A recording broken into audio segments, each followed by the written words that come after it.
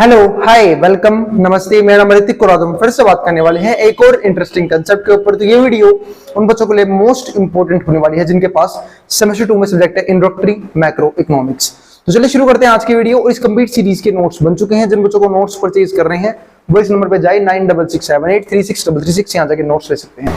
तो शुरू करते हैं इंट्रोडक्टरी मैक्रो इकोनॉमिक्स का एक और इंपॉर्टेंट कंसेप्ट। तो हमारा लेसन नंबर 3 चल रहा था national income and national product, जो अब ऑलमोस्ट खत्म होने के कगार पे आ चुका है। तो देखते हैं आज का जो हमारा कंसेप्ट है वो है कि हमने प्रीवियस वीडियो में डिस्कस किया था कि इंडिया में नेशनल इनकम कैसे कैलकुलेट किया जाता है, लेकिन आज की वीडियो में बात करने वाले हैं कि नेशनल इनकम कैलकुलेट करते वक्त इंडिया में कौन कौन सी डिफिकल्टीज फेस करनी पड़ती है। तो आप जानते हो कि इंडिया जो है काफी वास्ट कंट्री है, काफी बड़ी है, ठीक है, और यहाँ पे अलग अलग तरह के लोग रहते हैं, अलग अलग कैटेगरीज बनती है इंडस्ट्री के अंदर भी। और सेक्टर तो है दो तरह के, चाहे वो एक ऑर्गेनाइज सेक्टर हो चाहे वो अनऑर्गेनाइज सेक्टर हो। तो इन कुछ चीजों की वजह से इंडिया में नेशनल इनकम कैलकुलेट करते वक्त मेजर प्रॉब्लम्स आती हैं और कई बार तो हम गलतियां भी कर देते हैं नेशनल इनकम कैलकुलेट करने में। तो आज हम उसी के बारे में बात करेंगे कि किस प्रकार की गलतियां हो सकती हैं। तो जो यहाँ पे लिखा हुआ है difficulties in measurement of national income in India, कि डिफिकल्टीज कौन कौन सी आती है, कौन कौन सी परेशानियां हमें फेस करनी पड़ती है जब हम नेशनल इनकम कैलकुलेट करते हैं, वो भी किसके लिए, इंडिया के लिए। तो आप सब जानते हैं काम कौन करता है, ये काम करता है हमारा सीएसओ। ये हमने बात की थी प्रीवियस वीडियो में कि सीएसओ का काम होता है ये कैलकुलेट करना है कि नेशनल इनकम इंडिया में कितनी चल रही है और कितनी आ रही है। और 1955 से लगातार यही जो है नेशनल इनकम कैलकुलेट कर रहा है। मतलब ये एक ऐसा ऑफिस है जिसका सिर्फ एक काम है, नेशनल इनकम कैलकुलेट करना। तो यहाँ पे समझते हैं। तो principle factors which lead to errors in national income estimate classified into a conceptual and statistical difficulties, यानी कि दो ही तरह की डिफिकल्टीज हैं। एक तो है कंसेप्चुअल डिफिकल्टीज और दूसरी हमारी क्या है, स्टैटिस्टिकल डिफिकल्टीज। और दोनों को डिस्कस करने वाले हैं। पहले समझते हैं कंसेप्चुअल डिफिकल्टीज को। कंसेप्चुअल डिफिकल्टी का मतलब क्या है कि जब कंसेप्ट में ही किसी प्रकार की दिक्कत हो।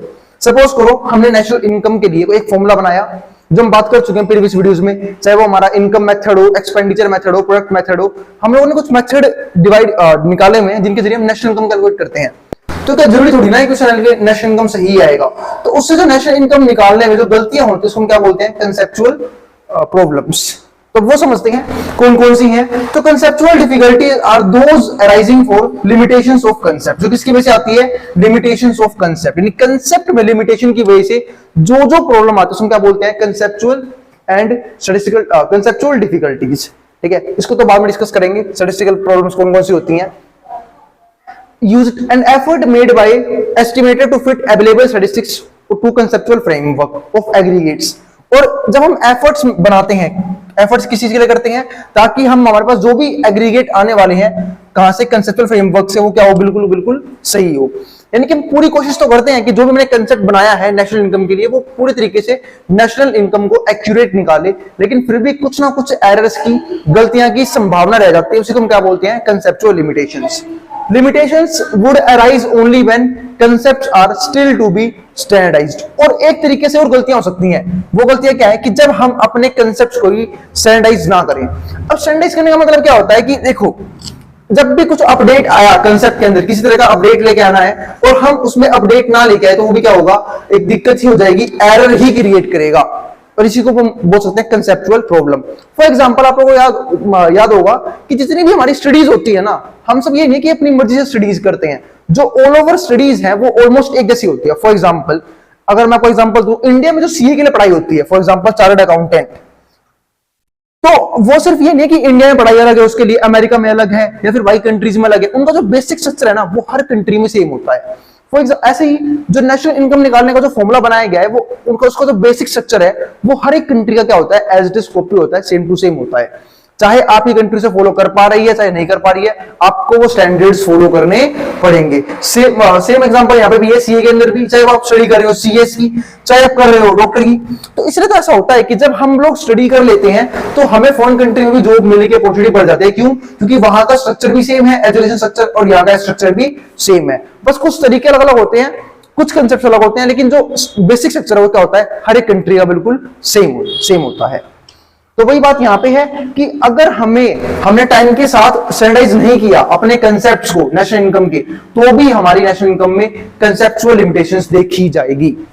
इसके अलावा अगला मेथड क्या आता है, इससे यहाँ पे टॉपिक लिखा भी डिफिकल्टी ऑफ डबल काउंटिंग। अब डिफिकल्टी ऑफ डबल काउंटिंग को मैं काफी बार डिस्कस कर चुका हूं कि डबल काउंटिंग की दिक्कत कब आती है। हम सब लोग जानते हैं कि नेशनल इनकम निकालते वक्त हम सिर्फ एक चीज लेते हैं, उसको हम क्या बोलते हैं, फाइनल प्रोडक्ट या फिर फाइनल वैल्यू, और अब इसमें से माइनस क्या करते हैं, इंटरमीडिएट कंजप्शन या फिर इंटरमीडिएट वैल्यू। क्योंकि हम सब, अगर मान लो मैं बात करूं एक प्रोड्यूसर की, एक प्रोड्यूसर जो है वो हमेशा कुछ ना कुछ इंटरमीडिएट चीजों को यूज करता है अपनी प्रोडक्शन के लिए। जैसे मान लो अगर कोई फोन बनाने वाली कंपनी ही है तो फोन के अंदर बहुत सारे रॉ मटेरियल्स यूज होते हैं, तो उन सारे रॉ मटेरियल को क्या करती है, अलग कंपनी से परचेज करती है और बाद में उसे असेंबल करके उसे सेल कर देती है। तो उसे कहीं ना कहीं फाइनल वैल्यू में से इंटरमीडिएट वैल्यू यानी कि जो उसने कहीं और से परचेज किया है वो उसे माइनस करना होगा। ऐसा क्यों समझते हैं एक बार दोबारा से। तो सपोज करो फाइनल वैल्यू जो है वो कुछ भी हो। अब एक फोन मान लो कंपनी है, वो कुछ बैटरीज परचेज करती है अपने फोन के लिए। अब बैटरी परचेज करी उसने किसी और कंपनी से जो बैटरी बनाती है। अब जो बैटरी बनाने वाली कंपनी है उसने जो बैटरी बेची होगी उसे कैसे बेची होगी, एज अ फाइनल प्रोडक्ट, यानी कि उसने अपनी उस इनकम को इंक्लूड कर लिया होगा, ठीक है, दिखा दिया होगा नेशनल इनकम में एज अ उनकी कंपनी की इनकम के हिसाब से। लेकिन जब बात करो फाइनल वैल्यू की, तो जो फोन वाले वाली कंपनी है अगर वो बैटरी कॉस्ट को भी इंक्लूड कर लेती है, अगर मैं बोल रहा हूं अगर जो फोन वाले वाली कंपनी है वो बैटरी की कॉस्ट को भी इंक्लूड कर लेती है, तो बैटरी की कॉस्ट दो बार इंक्लूड होगी। एक जिसने बैटरी बना के सेल करी उसने भी इंक्लूड कर रखा है, दूसरा इसने भी इंक्लूड कर लिया। इसी को बोलते हैं हम डबल काउंटिंग। तो और ये डबल काउंटिंग क्या है, मेजर प्रॉब्लम है किस चीज की, जब भी हम नेशनल इनकम निकालते हैं। जैसे यहाँ पे क्या लिखा हुआ है वो समझते हैं। तो डिफिकल्टी ऑफ डबल काउंटिंग, तो value of raw materials and half finished goods produced and used up in production during the year is omitted. मतलब ऐसी वैल्यूज जो किसकी हैं, रॉ मटेरियल्स की हैं, या फिर हाफ फिनिश्ड गुड जिसको हम क्या बोलते हैं, semi finished good produced and used up in production, जिसको हम प्रोडक्शन के लिए यूज करते हैं, during the year is omitted, हमें वो हटानी चाहिए ताकि कभी भी डबल काउंटिंग ना हो। फॉर एग्जांपल इसके लिए एग्जांपल लेते हैं। अगर मान लो कोई कंपनी जो है या फिर कोई भी जो प्रोड्यूसर चेयर्स बनाता है, तो चेयर बनाने के लिए उसने प्लास्टिक खरीदे होंगे। अब जो उसने प्लास्टिक लिया होगा उस प्लास्टिक को एक कंपनी ने सेल किया होगा, एक प्रोड्यूसर ने सेल किया होगा, तो उसने उसे सेल किया होगा एज अ फाइनल प्रोडक्ट, तो उसने अपनी इनकम में दिखा दिया होगा वो। और सपोज करो वही प्लास्टिक जो है चेयर के साथ, वो चेयर बनाने वाली जो चेयर बनाने वाला प्रोड्यूसर है वो भी इंक्लूड कर ले, तो प्लास्टिक का अमाउंट दो बार इंक्लूड हो जाएगा, और दो बार इंक्लूड होने की वजह से फिर से क्या प्रॉब्लम होगी, डबल काउंटिंग की प्रॉब्लम हो जाएगी। तो उसे कम से कम प्लास्टिक के पैसे को माइनस करना चाहिए अपने प्रॉफिट को दिखाने के लिए, और सिर्फ अपनी जो एग्जैक्ट इनकम है वही शो करनी चाहिए, ताकि नेशनल इनकम खामखा बढ़ के दिखाई ना दे। वरना एक फॉल्स नेशनल इनकम निकल के आएगी, खामखा का इंक्रीमेंट दिखाया जाएगा, जिससे हम एक फॉल्स ग्रोथ भी समझ सकते हैं। अब यहां समझते हैं, तो year is omitted. Sometimes same commodity is partly used as raw material. कई बार क्या करते हैं हम, सेम कमोडिटी को ना यूज करते हैं पार्टली रॉ मटेरियल, यानी कि रॉ मटेरियल भी यूज कर लिया, and partially as final product, और कुछ को यूज कर लिया एज अ फाइनल प्रोडक्ट। मैंने इसके ऊपर एक एग्जांपल दिया था आप लोगों को कुछ दिनों पहले, याद होगा, मैं फिर से याद दिलाता हूं। अगर मान लो कोई सीमेंट इकट्ठे की बात करता हूं मैं, सपोज करो सीमेंट है मेरे पास। अब सीमेंट के दो काम हो सकते हैं, या तो मैं सीमेंट को यूज कर रहा हूं किस चीज में, कंस्ट्रक्शन करने में, कि भाई घर वगैरह बनाना है तो मैंने कंस्ट्रक्शन कर लिया, सीमेंट को यूज कर लिया। तो अब ये कैसे यूज हुआ है, एज अ इंटरमीडिएट गुड, तो मुझे इसको माइनस करना पड़ेगा। लेकिन सपोज करो मैंने सीमेंट लिया तो, लेकिन किसके पर्पज से, मैंने सेल कर दिया इसे, मतलब मेरे पास सीमेंट है कुछ कट्टे, सपोज करो सीमेंट के 200 कट्टे हैं, 200 में से 150 कट्टे मैंने यूज कर लिए कंस्ट्रक्शन में, तो ये कैसे यूज हो गए, इंटरमीडिएट गुड्स की तरह। तो मैं इंटरमीडिएट गुड्स को कर दूंगा, माइनस कर दूंगा, इसको माइनस कर दिया, ठीक है। और जो 50 कट्टे बच गए इसको मैं कैसे यूज करूंगा, एज अ फाइनल प्रोडक्ट। क्यों, क्योंकि मैंने इसे क्या कर दिया, सेल कर दिया, या फिर इसको नेशनल इनकम में यूं का यूं कैलकुलेट कर दिया, तो ये यूं का यूं आ जाएगा। तो यहां पे ये बात लिखी हुई है कि हम लोग कुछ कमोडिटीज को as a raw material use करते हैं, और कुछ को हम यूज करते हैं कैसे, फाइनल प्रोडक्ट के तौर पे। As exact distribution of services into uses is not possible. तो एग्जैक्ट डिस्ट्रीब्यूशन पॉसिबल भी नहीं है, मतलब कई बार बहुत मुश्किल होता है ये पता करना कि वो इंटरमीडिएट गुड्स की तरह यूज हुआ है या फिर फाइनल गुड्स की तरह यूज हुआ है, और कई बार कैलकुलेशन मिस्टेक्स होती हैं। और जब वो मिस्टेक होती है तो मैं यहाँ पे क्या बात बोल रहा हूं, मैं यहाँ पे a certain amount of double counting is therefore unavoidable. आपको कहीं ना कहीं किसी ना किसी नेशनल इनकम में आपको डबल काउंटिंग दिखाई दे जाएगी किसी ना किसी मात्रा में, यानी कि 100% एक्यूरेसी तो कर ही नहीं सकता, क्योंकि डबल काउंटिंग कहीं ना कहीं हो ही जाती है। अब आगे समझते हैं अगला point, existence of a large non monetary sector in India. अब ये समझते हैं, तो इसमें क्या लिखा हुआ है, existence of large monetary sector, यानी कि मॉनेटरी सेक्टर एक से फालतू होना, वो भी एक दिक्कत वाली बात है जब हम नेशनल इनकम कैलकुलेट करते हैं। कैसे है वो समझते हैं। तो existence of a large non monetary sector in Indian economy makes it difficult to measure a value of large part of national product. A considerable volume of the output in this country does not at all enter into a market and is not exchanged for money। इस बात का मतलब ये है कि जब भी किसी भी कंट्री में नॉन मॉनेटरी सेक्टर है, यानी कि जो पैसों से रिलेटेड सेक्टर है, वो क्या है, मतलब जो पैसों रिलेटेड सेक्टर नहीं है, वो एक से फालतू होते हैं, तो कई बार हम सारे नेशनल प्रोडक्ट कैलकुलेट भी नहीं कर पाते, ना ही एग्जैक्ट डाटा होता हमारे पास। उसकी बात करूंगा अभी आगे वीडियो में, ठीक है। तो ये दिक्कत होती है हमारे पास। तो इसलिए यहाँ पे क्या लिखा हुआ है, अ considerable volume of output in this country does not at all enter into the market and is not exchange for money. इसका मतलब ना तो हम सारे प्रोडक्ट सेल कर पाते, ना ही हम सबका डाटा या फिर रिकॉर्ड रख पाते। तो it is either consume by producer, क्योंकि कई बार तो क्या होता है, कुछ गुड्स को प्रोड्यूसर खुद ही कंज्यूम कर लेता है। इसको अकाउंट्स में एक स्पेशल टर्म्स के नाम से आते हैं, बोलते हैं ड्रॉइंग्स। शायद जो बच्चे अकाउंट्स में इसे रिलेट कर पाएंगे, उन्होंने पढ़ा होगा ये वर्ड। ड्रॉइंग्स का मतलब क्या होता है, जब भी कोई प्रोड्यूसर अपनी ही गुड्स, अपनी ही बनाई हुई गुड्स को या फिर सर्विसेज को खुद के यूज में लेके आ जाए, उसको हम क्या बोलते हैं, ड्रॉइंग्स। इनके पर्सनली यूज करे, चाहे वो बिजनेस का पैसा हो, चाहे वो बिजनेस की गुड्स या फिर सर्विसेज हो। एंड देयर फैमिलीज और बार्टेड फॉर अदर कम्युनिटीज, या फिर उनकी जो फैमिली है उसे यूज करे, या फिर बार्टेड फॉर अदर कम्युनिटीज, या फिर उसे बार्टर के तौर पे यूज करे। आप लोगों को याद है ना, सिस्टम होता था बार्टर सिस्टम, यानी कि जिसको हम बोलते हैं गुड्स के बदले गुड्स एक्सचेंज करना।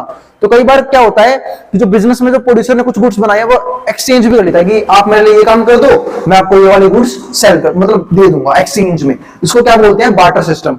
तो वो बार्टर के लिए भी उस कमोडिटी को यूज कर लेते थे, जो भी क्या थी, एक प्रॉब्लम थी, जिसकी वजह से हम एग्जैक्ट नेशनल इनकम नहीं निकाल पाते थे। Money value of this portion is difficult to determine. तो अब देखो, अब उन्होंने सीधे क्या किया है, गुड्स को एक्सचेंज किया है। हम सब जानते हैं गुड्स को एक्सचेंज करना काफी पहले ही बंद हो गया था, अब तो सिर्फ पैसा आ गया है, ठीक है, चीजों को खरीदने के लिए। तो एक सिंपल सी बात है, तो अगर आप कभी भी गुड्स के बदले गुड्स एक्सचेंज करोगे, यानी कि बार्टर करोगे, तो उस टाइम पे money value of this portion is difficult to determine. तो उस केस में मनी वैल्यू निकालना क्या है, बहुत ही डिफिकल्ट हो जाएगा। Value in this case has to be imputed which introduce a large element of guess work in our estimate. अब ऐसी वैल्यू निकालना पॉसिबल नहीं है, जिसकी वजह से कई बार क्या होता है, जो एस्टिमेटर्स होते हैं, यानी कि जो हमारे क्या नाम है, नेशनल इनकम निकालने वाले लोग हैं, वो क्या करते हैं, कुछ चीजों को गैस करते हैं, तुक्के लगा लेते हैं, इसकी वैल्यू ये होगी, इसकी वैल्यू ये होगी। अब तुक्का सही बैठ गया, बहुत बढ़िया, गलत हो गया, नेशनल इनकम गलत कैलकुलेट हो जाएगी। तो ये भी एक दिक्कत होती थी। इसके अलावा अब आते हैं हमारे पास स्टैटिस्टिकल डिफिकल्टीज। अब समझते हैं स्टैटिस्टिकल डिफिकल्टी किस किस तरह की हैं। पहला, absence of proper data on production. Production के ऊपर प्रॉपर डाटा ना होना, ऐसा क्यों होता है? अब इसका लॉजिक समझते हैं। पहले एक सिंपल सी बात है, प्रोड्यूसर प्रोडक्शन तो कर रहा है, लेकिन उसके पास एग्जैक्ट डाटा ही नहीं है कि वो प्रोडक्शन किस लेवल पे कर रहा है, किस लेवल पे गुड्स और सर्विसेज सेल कर रहा है। ना उसके पास कोई रिकॉर्ड है, कितनी क्वांटिटी बनाई गई, कितनी क्वांटिटी बेची गई, कितनी क्वांटिटी रह गई, उसके पास प्रॉपर रिकॉर्ड्स भी नहीं है। तो इस चक्कर में क्या होता है, इसे हम बोलते हैं absence of proper data on production. की प्रोडक्शन के हिसाब से हमारे पास प्रॉपर डाटा ही नहीं है, और जब प्रॉपर डाटा ही नहीं है तो फिर से क्या लगेंगे, तुक्के, कि भाई इसने इतनी प्रोडक्शन की होगी, इसका इतना मान लेते हैं। बोलता है सर मैंने तो कुछ कुछ इतना प्रोडक्शन किया है। अब इतना प्रोडक्शन क्या भाई, कुछ कुछ इतना, ऐसा मतलब क्या है, हो सकता उससे फालतू भी हो और हो सकता उससे कम भी हो। तो उस चक्कर में होता क्या है, कहीं ना कहीं नेशनल इनकम गलत कैलकुलेट हो जाती है। दूसरी प्रॉब्लम क्या होती है हमारे पास, many enterprise in India are engaged in more than one functional industry. कई बार क्या होता है, बहुत सी ऑर्गेनाइजेशन है ना, एक से फालतू इंडस्ट्रीज में काम कर रहे होते हैं। For example Ambani industry, Adani industries, एक से फालतू इंडस्ट्रीज में वो काम कर रही हैं। और सपोज करो इन्होंने सारे डाटा को मिक्सअप कर दिया एक ही किताब में, कि भाई किसी कंपनी से कुछ प्रोडक्ट जा रहा है, वो भी उसी अकाउंट्स की बुक में लिख दिया, किसी और कंपनी से कुछ जा रहा है, वो भी उसी अकाउंट बुक में लिख दिया। यानी कि सारा जो उनका रिकॉर्ड है, वो सब उनका एक ही बुक में प्रिपेयर्ड है। यानी कि हर एक कंपनी का सेपरेट बुक भी नहीं है, उनके पास सेपरेट रिकॉर्ड भी नहीं है हर एक इंडस्ट्री का। तो इस चक्कर में होता क्या है, नुकसान होता है नेशनल इनकम निकालते वक्त, क्योंकि बहुत मुश्किल होता है ये वाला देखना कि किस कंपनी ने कितना प्रोडक्ट बनाया था, किस कंपनी ने कितना प्रोडक्ट बनाया था, जिसकी वजह से फिर से क्या होता है, नेशनल इनकम गलत कैलकुलेट हो जाती है। अब जो तीसरा है वो है नॉन अवेलेबिलिटी और रिलायबल स्टैटिस्टिकल इंफॉर्मेशन। कई बार स्टैटिस्टिकल इंफॉर्मेशन भी रिलायबल नहीं होती है, यानी गलत होती है। वो समझते हैं जब भी डाटा बहुत बड़े लेवल पे कैलकुलेट करना होता है, तो हम एक बात जानते हैं, एक मेथड यूज करते हैं, उसे हम बोलते हैं सैंपल। आप लोगों को याद होगा डाटा का में ना दो वर्ड काफी फेमस होता है, एक तो होता है पॉपुलेशन। पॉपुलेशन का मतलब यहां पे पता है किससे है, जनसंख्या से नहीं है। पॉपुलेशन का मतलब यहां पे कि डाटा किस पर्टिकुलर ग्रुप में कैलकुलेट किया जाना है, उसे बोलते हैं स्टैट्स में पॉपुलेशन। अब जब पॉपुलेशन डाटा मतलब जहां पे आपको डाटा कलेक्ट करना है वो पॉपुलेशन काफी बड़ी है, लार्ज नंबर्स में है, तो उस टाइम बहुत ज्यादा दिक्कत होती है डाटा कलेक्ट करने में, टाइम भी वेस्ट होता है और पैसा ही बहुत ज्यादा लगता है। तो इस चक्कर में ना लोग जो है वो इसको छोड़ के डाटा कलेक्ट करते हैं किसके ऊपर, सैंपल के ऊपर, यानी कि सिर्फ कुछ पार्ट उठा लेंगे उस कंप्लीट डाटा का और उसके ऊपर डाटा कलेक्ट कर लेंगे।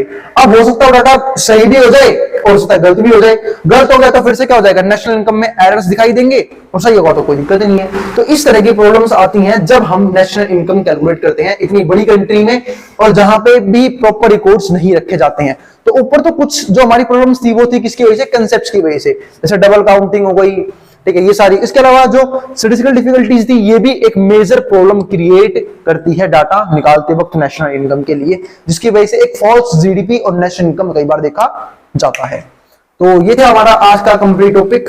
तो उम्मीद है आपको आज की वीडियो क्लियर हो गई होगी। फिर भी किसी भी टॉपिक में कोई भी डाउट, कोई भी क्वेरी हो अपने चैनल में कमेंट कर देना, मैं उस क्वेरी को रिजॉल्व करने की पूरी कोशिश करूंगा। मिलते हैं नेक्स्ट वीडियो के अंदर जहां पे हम बात करेंगे इसके और भी एडवांस टॉपिक के ऊपर। मात्र 2 या 3 वीडियोस और बनाई जाएगी लेसन नंबर 3 के ऊपर, और तब हमारा क्या होगा, लेसन नंबर 3 कंप्लीट हो जाएगा। अब जिसको जो उतारना उतार सकता है, मैं बोर्ड के सामने से।